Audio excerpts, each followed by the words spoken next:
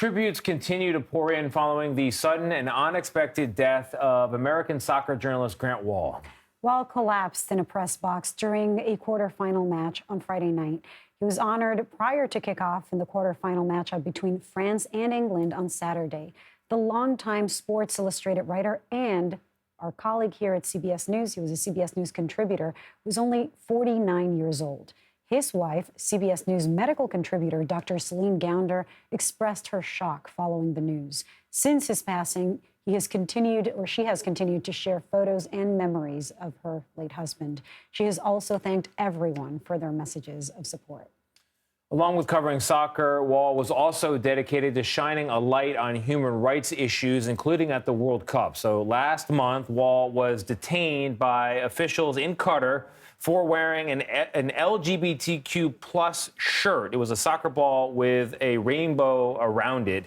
He wore it in support of his brother and his brother's husband. And we spoke with Wahl about the incident right here on CBS News.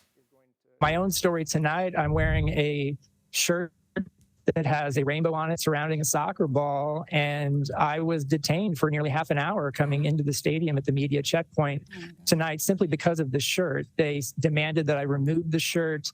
Wow. They took my phone forcibly from me when I was trying to tweet out stuff.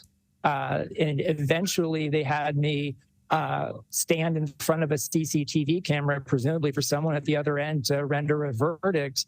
And so, you know, it was pretty intense, to be honest. Well, and we so appreciate you wearing it now. I mean, that's a frightening moment. Eventually, their commander let me in.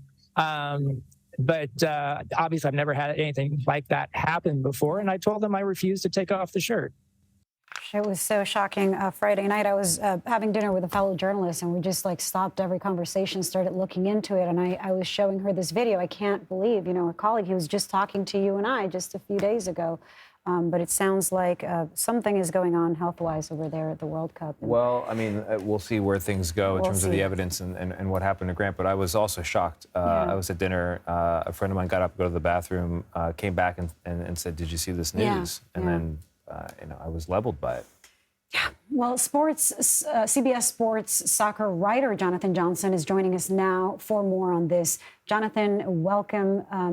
I assume you can share a little bit of more detail about our colleague Grant, and if you may, just tell us what your reaction was to his sudden death. Yeah, thanks for having me, guys. Obviously, very sad circumstances. Being based in Europe, obviously, it was not the news that I expected to wake up to on a Saturday morning. You never think that you will wake up to that sort of sadness. There's somebody who met Grant a few years back when he came to Paris to cover the Women's World Cup.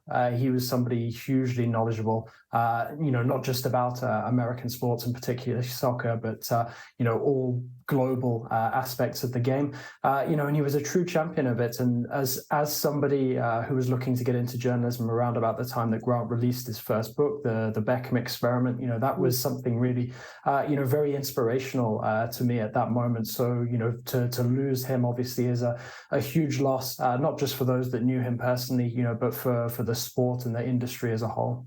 All right. Well, so what Grant hoped to inspire in his life was enthusiasm for soccer, the beautiful game cover story in Sports Illustrated. I remember when it arrived in my house. So in honor of Grant, let's get excited about what matches are left here at the World Cup. 4 teams remain. We've got Argentina facing Croatia, and then Morocco will take on France. Give us a preview, if you could, of both matchups and your picks for moving on to the finals. Yeah, some very interesting matchups, not short of potential storylines as well. I think Croatia going up against Argentina. Obviously, the big narrative is that Lionel Messi is now just one step away from a potential World Cup final. Obviously, a title that he still doesn't have to his name. Many people hoping that he can finish his career with that honor. But going up against the 2018 beaten finalist Croatia, so it's not going to be an easy task.